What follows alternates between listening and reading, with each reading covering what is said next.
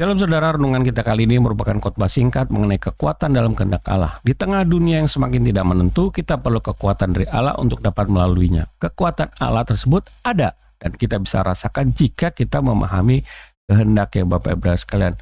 Kalau kita lihat dalam firman Tuhan 1 Yohanes 5 ayat 14, dan inilah keberanian percaya kita kepadanya, yaitu bahwa Ia mengabulkan doa kita jikalau kita meminta sesuatu kepadanya menurut kehendaknya. Dalam ayat yang 15 dikatakan, dan jika kita tahu bahwa Ia mengabulkan apa saja yang kita minta, maka kita juga tahu bahwa kita telah memperoleh segala sesuatu yang telah kita minta kepadanya. Bapak Ibu sekalian, kita harus pahami karena biar bagaimanapun seluruh alam semesta ini diciptakan dan dipimpin oleh Allah seturut dengan kehendaknya. Mari kita lihat dalam firman Tuhan Matius 6 ayat 10. Mengenai janji atau firman Tuhan mengenai kerencananya dikatakan demikian. Datanglah kerajaanmu, jadilah kehendakmu di bumi seperti di sorga. Artinya ada grand design yang telah Allah buat dan tetapkan sebelum dunia diciptakan. Sehingga segala sesuatu dari Dia, oleh Dia, kembali kepada Dia, agar Dia dimuliakan. Kemudian bagaimana kita mulai belajar memahami kekuatan di dalam kehendak Allah, Bapak Ibu sekalian. Yang pertama yang kita perlu pahami bahwasanya kita adalah anak-anaknya. Di dalam firman Tuhan Galatia 4 ayat 6 dikatakan demikian, dan karena kamu adalah anak, maka Allah telah menyuruh roh anaknya ke dalam hati kita yang berseru, ya Aba, ya Bapa. Sebagaimana seorang bapa, Allah akan merancangkan hal-hal yang baik untuk anaknya. Rancangan itu bukan rancangan kecelakaan, tetapi kebenaran, damai sejahtera, dan sukacita. Namun rancangan itu benar-benar terwujud bila mana kita sebagai anak-anaknya berjalan sesuai dengan rencananya. Bisa saja kita merencanakan banyak hal, tetapi dalam otoritas dan kedaulatan Allah, maka yang terjadi hanya rancangannya. Kita akan memiliki harapan, kita akan memiliki kekuatan karena yakin dan percaya kepada kehendaknya.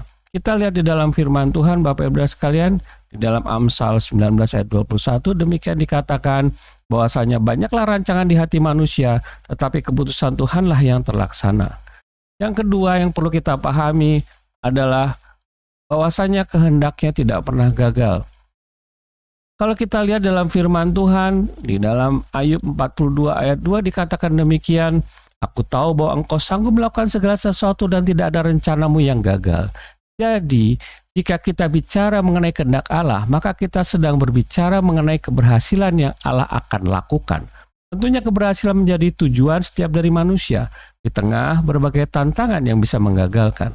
Dengan memahami bahwa kehendak Allah tidak pernah gagal yang disampaikan dalam rancangannya, sehingga kita berjalan dalam kehendaknya, maka diri kita akan diberi kekuatan untuk melakukan banyak hal agar kehendaknya terjadi. Karena kehendaknya tidak pernah gagal. Kekuatan yang melampaui akal pikiran kita, karena kekuatan itu hanya bersumber dari Allah saja. Marilah kita lihat firman-Nya. Apa yang Tuhan telah lakukan mengenai kehendaknya. Dikatakan demikian di dalam Mazmur 115 ayat 3. Allah kita di sorga, Ia melakukan apa yang dikehendakinya. Yang kedua, yang ketiga yang kita perlu belajar adalah di dalam kehendaknya ada janji, Bapak Ibu sekalian. Dalam kehendaknya ada janji. Kalau kita lihat di dalam Mazmur 135 ayat 6, demikian firman Tuhan.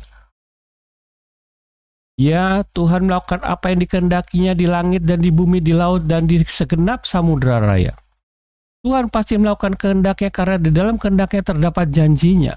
Dia adalah setia dan akan senantiasa menepati janjinya. Maka ketika kita berjalan dalam kehendaknya, maka segala kuasa yang ada pada dirinya akan menyertai kita, akan menerobos setiap penghalang, dan kuasanya akan membuat segala sesuatunya mewujudkan janjinya. Itulah kaitan antara kehendak Allah dan janjinya, bahwa hanya keyakinan pada diri kita atas apa yang sedang kita lakukan dalam kehendaknya pasti dibawa kepada tujuan yang benar. Untuk ayat selanjutnya kita sampaikan bahwasanya di dalam Yesaya 38 ayat 7 dikatakan demikian, inilah yang akan menjadi tanda bagimu dari Tuhan bahwa Tuhan akan melakukan apa yang telah dijanjikannya. Marilah kita juga melihat bagaimana janji Tuhan kepada bangsa Israel dan janji Tuhan akan terjadi pada kita anak-anaknya, bahwasanya Di dalam Yeremia 33 ayat 14 dikatakan, sesungguhnya waktunya akan datang, demikianlah firman Tuhan, bahwa aku akan menepati janji yang telah kukatakan kepada kaum Israel dan kaum Yehuda. Dan hal itu juga akan terjadi kepada diri kita sebagai anak-anaknya. Mari saya berdoa bagi Bapak Ibu yang menonton video ini. Bapak di surga, terima kasih kami telah mendengarkan firman-Mu. Ada segala banyak kekurangan, Kau sendiri yang menyempurnakan.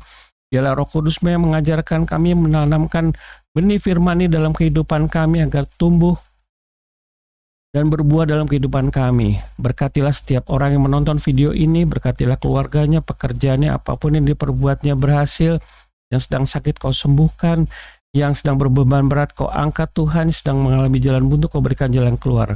Kami percaya dalam kehidupan ini bahwasanya di dalam kehendak-Mu, kekuatan-Mu akan terjadi, karena kami percaya rencana-Mu tidak pernah gagal. Terima kasih Bapa di sorga, di dalam nama Yesus. Amin.